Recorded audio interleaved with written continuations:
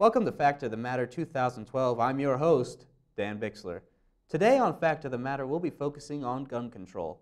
To start off, we'll send it over to Audra and Dana on Get Real.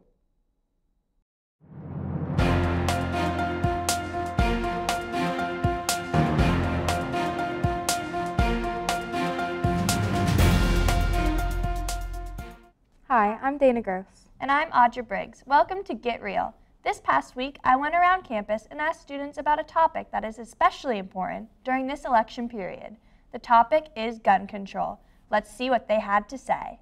Hi, and what's your name? My name is Yusuf. Yusuf, and what's your year and what major are you here at Bloomsburg University? I'm a sophomore. My major is MIS, Management Information System. Management Information System? Yeah. And what is your opinion about gun control right now? I mean...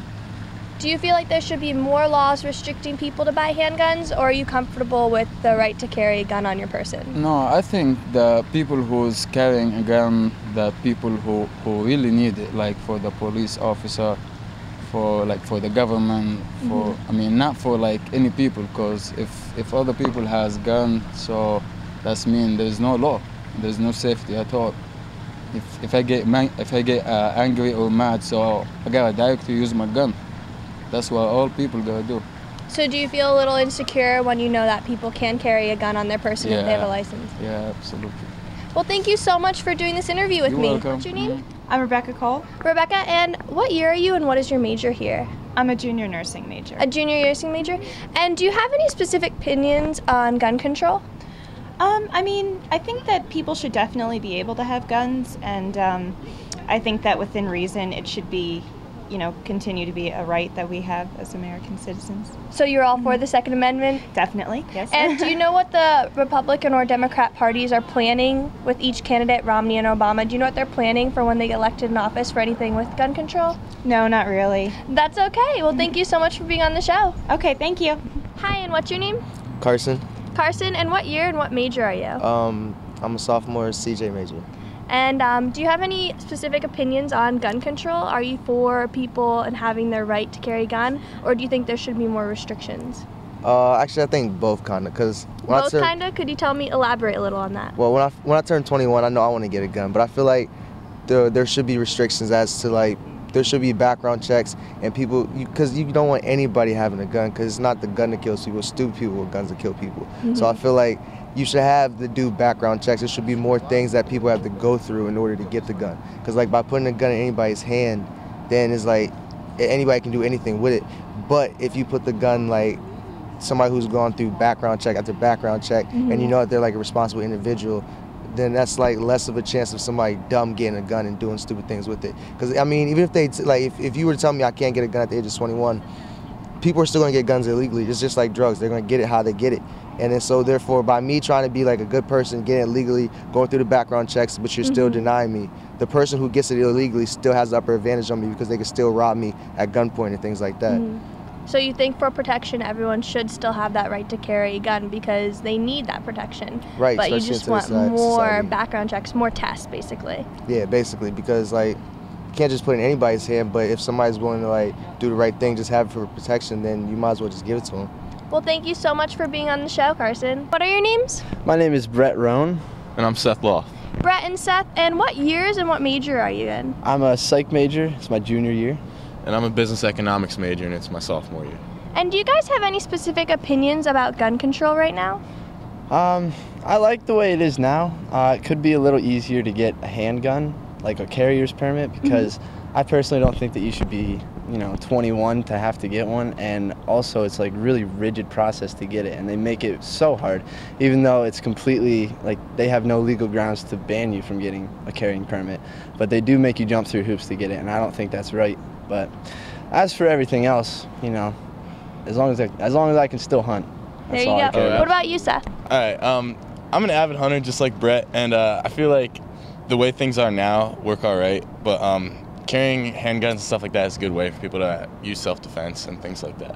So. Well, thank you guys so much for being on the show. Yep, thank you. All right, thank you very much. Hi, and what's your name? I'm Todd Kern. Todd, and what's your year? What's your major here? I'm a freshman and I'm in biology. A freshman biology student. Now, do you have any specific opinions on gun control, Todd? Not really anything specific. I just think we should pretty much stick with what we have. You like how we are now? Do you think that every citizen should have the right to carry a gun then? Yeah, I think every citizen should have the right to carry a gun, but I think there should be maybe a few more restrictions on it. A few more restrictions? Are you referring to handguns or any kind of guns? Handguns, really. Handguns mainly? Yeah.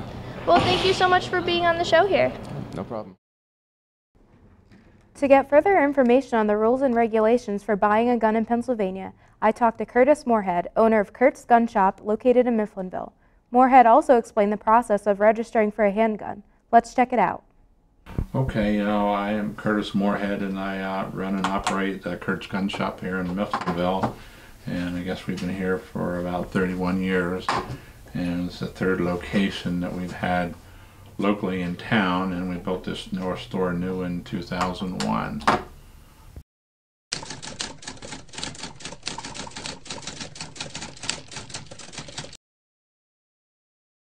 We can't access the Pennsylvania Instant Check System unless there's actually a purchase of a firearm. So if someone comes in here and says, well, I think I can buy one, but I'm not really sure, or I had a record and maybe that's clear now, would you check the record system and see if I could qualify? I'm not allowed under state rules to do that, so there actually has to be a purchase of a firearm. Person picks out which gun he wants to buy, either a rifle, a shotgun, or a handgun, and then that determines what kind of paperwork that we need.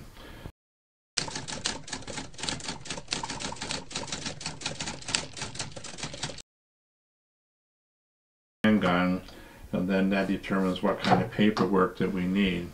So if it's just singly a long gun, we just have a federal form we use for that. It's called an over-the-counter form for a firearms transaction. And then we get their driver's license, which could be, in a case of a long gun, it could be a Pennsylvania driver's license for in-state sales.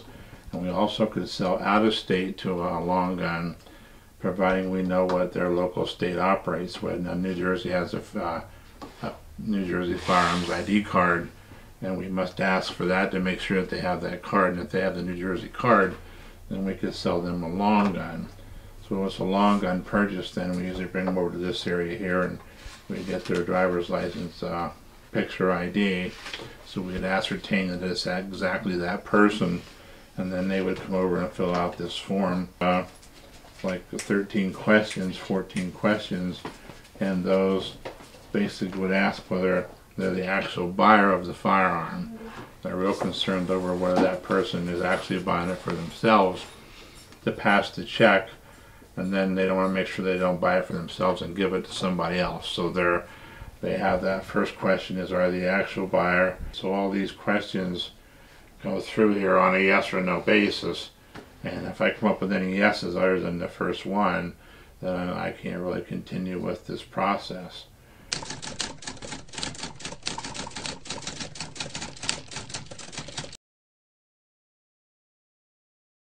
Then I already have your driver's license and things like that, so then we call in the Pennsylvania Instant Check System on the phone, and then we give them the driver's license number.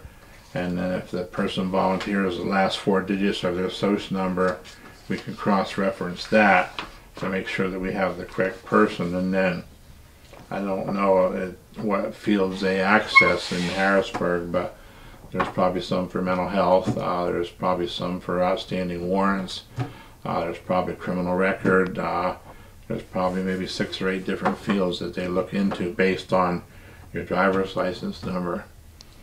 And then sometimes this is all pre-programmed. I punch in the driver's license number, the birth date, and all these other things and get that, and then they'll come back and verify those. And it's all pretty much mechanical by a computerized voice. And then if there's no problem and anything comes up clean, then I go ahead and I get an approval number.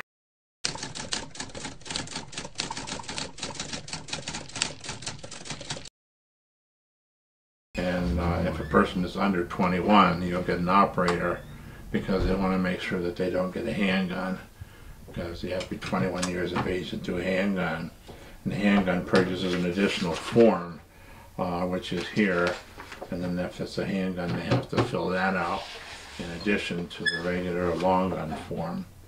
So if the person approves, I guess now I get the approval number, then I can go ahead with the sale and continue that sale.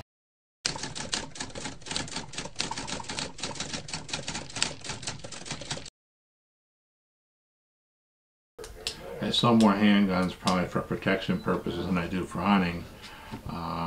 I see more of an interest lately in women acquiring carry permits and to protect themselves, and there's been quite an interest in small concealable handguns that we would carry, the ladies would carry, or something small. You know.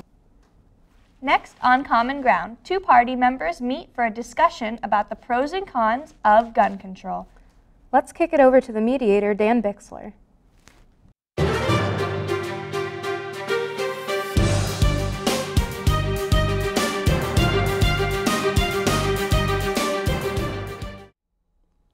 Hello and welcome to Common Ground. I'm your host, Dan Bixler. Tonight I am joined by Mr. Anthony Beard, advisor of the College Republicans. Thanks for coming on the show. Thank you.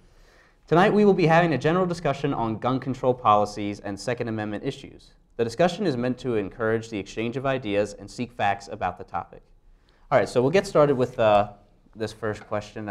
With the amount of support for gun restriction laws dropping steadily since 1999, do you think more politicians will start to change their own policies just to get the vote of the masses? I think that's a concern no matter what the issue is. Politicians will sometimes say things to make sure that they get elected or reelected.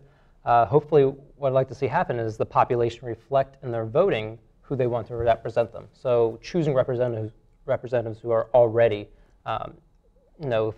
against gun restrictions and already reflecting what the people already believe. Mm-hmm. So although it's possible, like any other issue really, that a politician says one thing and does another, I think for the most part the people will be able to see through that, look at someone's voting record. I think sometimes when you have the NRA or Gun Owners of America giving ratings to politicians, they look at the entire legislation, what they've said throughout their career.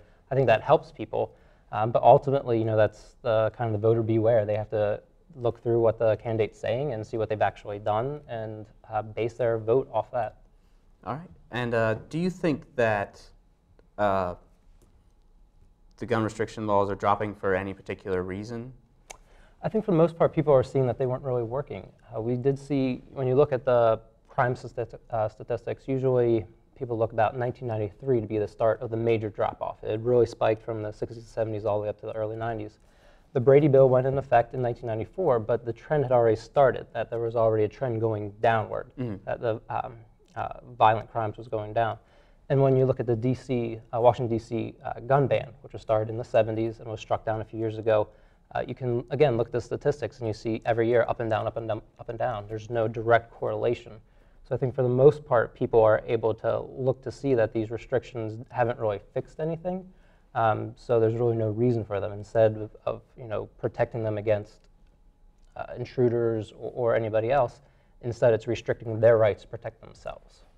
And do you support the NRA or other gun associations, and how could that influence your decisions on gun control laws? I am a member of the NRA. I've been a member of the NRA for a few years. I was raised in an NRA household. I still have my junior member hat that I don't wear anymore, but I still kept it.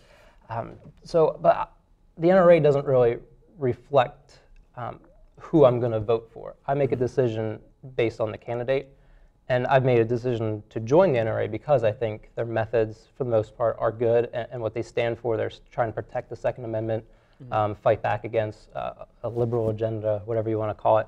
So I think, although I am a member and I do support most of what they do, the membership doesn't, the NRA doesn't directly reflect me, but for the most part, I'll make my own decision. I'll take the NRA's input and go from there. Do you think organizations like the NRA, because of the time that we're in and everything, do you think that these gun control laws are outlived, and that we need to take a step back and say these were put into action, when militias could protect their own households from, like, the army? But today, I mean, we wouldn't really see that kind of. Gun control laws, or just in general the Second Amendment's usefulness? We'll do the laws first, and then think about the Second Amendment separately then. I think a lot of the laws that were put into place in the 90s under the Clinton administration and then the DC ban in the 70s have outlived their usefulness because they never were useful to begin with. They didn't have a major impact. Like I said, the one in DC didn't have any impact whatsoever, and when you look at the violence statistics nationwide, they started trending down right before the Brady Bill went into effect. So for the first part of that question, I think these restrictions that the more outrageous ones haven't been useful to begin with. Now, obviously, I'm not saying President Obama or any other Democrat candidate in the next few years that takes office, or anybody that is trying to make restrictions or trying to take over the country. That's not at all what I'm saying. I'm not implying that at all. But when you look at gun control measures over history, it's always been about the government imposing power on its people, whether it's been in Russia in the early 1900s, whether it was Germany in the 1930s. People say, I mean, that was the first thing that Hitler took away from Exactly, people. exactly. When you take away the right of someone to defend themselves, you can strip away all the other rights pretty easily. And even in our country, the earliest instances of gun control were against former slaves in the South. When you look at Tennessee and North Carolina, in their constitutions, state constitutions back in the 1800s, you're seeing restrictions of gun rights. In Virginia, after the Turner Rebellion, their first action was to strip away guns, even just carrying the powder and the lead from free slaves, not even those that were slaves, but free slaves, free men were taken away these rights to defend themselves. Clearly that was a power play, and that's what our country needs to keep aware when we have this debate, that it isn't just about hunting, which I love. It's not just about protecting my house, my property, my family. It's about an ultimate defense against a tyrannical government. Now, with that being said, Obama has signed over 900 executive orders involving the control of many different aspects of just the private life in the average individual's rights. So do you think that, with that being known, that if this ever became a bigger issue, that he would just basically strip that right away as well? Absolutely, and that's one of the biggest fears I have going into the next 4 years. President Obama, with not worrying about re-election. I mean, he even said to a Russian ambassador that he'll have more flexibility over the next 4 years, and that should scare people. It's my last election. Yeah. After my election, I have more flexibility. Yeah, I understand. I transmit this information to Vladimir and understand And when you look at his executive orders, I think going the last few years, whether it's President Bush, President Clinton, I think executive orders are out of control in general, Republican or Democrat. And I think having President Obama in power, already using executive privilege to revoke some of the information about Fast and Furious is alarming. When there was a report come out and supposedly it's all over with and people have decided who's responsible, but when so much of the information has executive privilege sealed and isn't available for public view, it really makes it difficult to connect all the dots. So absolutely, I think that's a big concern, that he would, in the next 4 years, possibly use executive privilege, executive orders to restrict rights. Now, I know that Obama doesn't really show any support for the Second Amendment rights, and he favors a lot more gun control. But we haven't really seen Romney give a big stand on it, whether or not he supports it or not. So what do you think he needs to do there to... That is a concern of mine. When you look at the primaries in the spring and over the winter for the Republican candidate, he certainly Rick Perry or Rick Santorum, someone who's very clearly pro-Second Amendment and has demonstrated that throughout their career. When you look at what he's done up in Massachusetts, he made some restrictions of rights with semi-automatic weapons. So that is a concern. We do have tough gun laws in Massachusetts. I support them. I won't chip away at them. I believe they help protect us and provide. Do you think that it is the government's job to mandate things like trigger locks across the nation, or do you think that should be something that's more up to the state, a local community, or even just the individual store owner themselves? Overall, my feeling is that it's kind of dangerous when you get into the game of trigger locks and mandating them. Fumbling around in the dark at 3 a.m. with a trigger lock, that's time that you're putting yourself at risk and your family at risk. If there were to be any laws about it, I do support it being done federally just because the Second Amendment is a federal issue. I think when you allow states to make up their own laws, it's getting kind of tricky because that is something that actually does fall under the government's control. I feel like the federal government takes over so many aspects that they're not supposed to. But this is one issue where they're supposed to be leading. In the House, it was H.R. 822 over the summer. It was a bill that the House Republicans and a lot of House Democrats passed, saying that if, as a concealed carry person in Pennsylvania, I can go to another state and be okay having that concealed carry. But it stalled in the Senate. This legislation will help people who follow the law and obey gun laws, help them be able to travel throughout the country without tripping themselves up and getting in trouble when they don't mean to get in trouble. On this vote, the ayes are 58, the nays are 39. Under the previous order requiring 60 votes for the adoption of this amendment, the amendment is withdrawn. That's something that the federal government should address because the Second Amendment is a federal issue, and they've kind of been trying to leave it to the states, and it's not really working. Do you think that the government needs to be more active in the Second Amendment and those kind of things? Because we really haven't seen like too much activity with that subject, and so do you think that they need to be more expressive about that? Probably. It's a losing argument when something like that comes up. Democrats, there's a lot of Democrats, especially from the South and like Midwest area, who support very strong defenders of the Second Amendment. I do want to say that. But generally, when an argument is picked, it is coming from the left, and they've seen that that's a losing argument. That for the most part, the gun lobby or Second Amendment supporters will show up on Election Day to protect that right. Whereas other issues, maybe people will show up, maybe they won't. And I think it's a losing battle. So while it would be nice for the federal government to be clear on their message, I don't foresee that happening anytime soon. All right, and then for our last question, do you think that gun control will fall to the wayside for this election specifically, and to more important issues, basically, like the economy that day? Absolutely. Right now, when you look at the job numbers, President Obama and his administration are celebrating that the unemployment is back to where he started. So the job situation is really, really bad.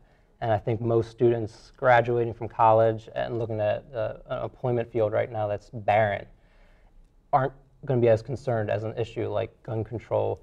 And that's something they should consider, and they need to be aware of that, but I can understand that jobs first, growing the economy, expanding businesses, that seems to take the forefront for this election. Then again, also foreign policy. What are we doing in Afghanistan and Iraq? What will we be doing with Iran? What happened in Benghazi? All that kind of stuff. I think that's really in the forefront of people's minds. I don't think the Second Amendment's going to determine the outcome of this election. When you look at some of the swing states, like Ohio, New Hampshire, maybe have a little bit impact, maybe more so in a state like Virginia, something like that. But overall, I don't think the Second Amendment's going to have much sway in this election. But again, as always, it's another topic that people need to be aware about and kind of come up with their own conclusion on. All right, I agree. It's definitely an important topic, but compared to most of the other topics that are really being hit on this election, it's really one of those things that just I feel like people aren't going to worry about come election day pretty much. But yeah, thank you very much for coming on the show. And now we're going to take it over to Tony and Pat with Get Down.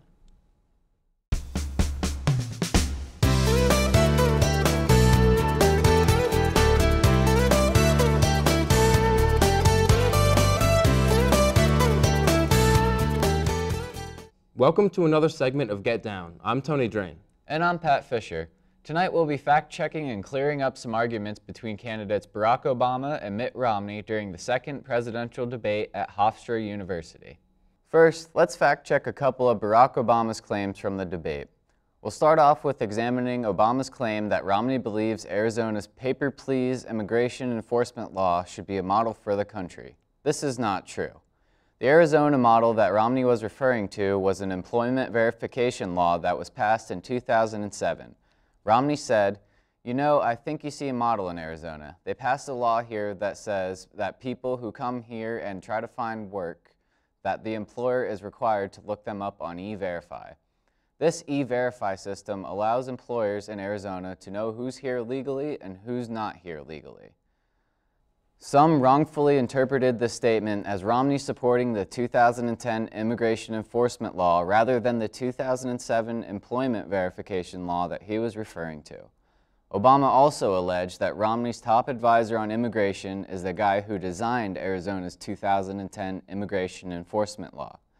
Kansas Secretary of State Chris Kobach did help draft this law, and he is an unpaid advisor for Romney's immigration policies, but there is no indication that he is the top advisor that Obama claims him to be. Now, let's look a little deeper at another allegation from Obama. Obama states, Governor Romney says these are imaginary jobs. When you've got thousands of people right now in Iowa, right now in Colorado, who are working, creating wind power with good-paying manufacturing jobs.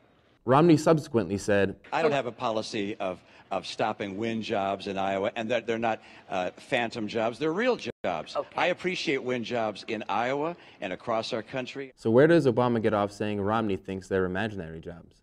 Romney said to the Columbus Dispatch on March 5, 2012, in place of real energy, Obama has focused on an imaginary world where government-subsidized windmills and solar panels could power the economy. This vision has failed. His message is the fact that wind and solar energy cannot power the United States economy alone, but candidates show a clear contrast in policies regarding solar and wind issues, but Obama claiming that Romney says those jobs are imaginary is clearly a lifted quote, to say the least. Next, let's fact-check a couple of Mitt Romney's claims from the debate. Romney said during the debate, In the last 4 years, women have lost 580,000 jobs. That's the net of what's happened in the last 4 years. We're still down 580,000 jobs. more than 500,000 women's jobs lost in 4 years just didn't seem sound. The Bureau of Labor Statistics calculated the net loss of women's jobs since January 2009, when the president took office, is 283,000. A little more reasonable, but even this number is an overstatement. The Bureau of Labor Statistics also has announced that its routine annual benchmarking process will result next year in adding 386,000 total jobs, both men and women, to the historical figures. It did not say how many of these would be women's jobs, but about 49% of total employment is currently accounted for by women. So about 190,000 will probably be subtracted from the 283,000 figure. That would put the current loss at 93,000, making Romney's figure 6 times too high. Recent reports show that men and women have in fact been gaining jobs steadily, so by uttering an extreme number of unemployed women, Romney was able to temporarily shift the focus back to the issue of needing more jobs. However, the number of 580,000 lost jobs for women is a tremendous overshoot of reality. Romney's vague tax cut plan has generated a lot of discussion and continues to do so. He does not state which tax deductions or credits will be reduced or eliminated, or how they will be phased out at which income level. Romney has repeatedly said that he will not cut taxes for the wealthy, shifting completely from his original plan. During a Republican primary debate on February 22nd, Romney stated, "I said today that we're going to cut taxes on everyone across the country by 20%, including the top 1%. Obama brought this out during the debate when he said, During a Republican primary, he stood on stage and said, I'm going to give tax cuts. He didn't say tax rate cuts. He said tax cuts to everybody, including the top 1%. You should believe him, because that's been his history. Romney defended himself by saying, I'm not looking to cut taxes for wealthy people, but Annenberg's fact-checking site says Romney's remarks this time were different in tone and substance than what he said before, as the president suggested. Did Obama catch Romney's bluff? Will Romney's plan be justified without knowing the specifics? Regardless of the circumstances, Romney's shifty stance on his tax policies with just a few weeks until Election Day is unsettling to any voter. Now you know the facts about each candidate's claims. That's all for Get Down tonight. So back to you, Dan Bixler. Thanks for that neato segment, guys. From all of us here at Fact of the Matter 2012, I'm Dan Bixler. May the vote be yours.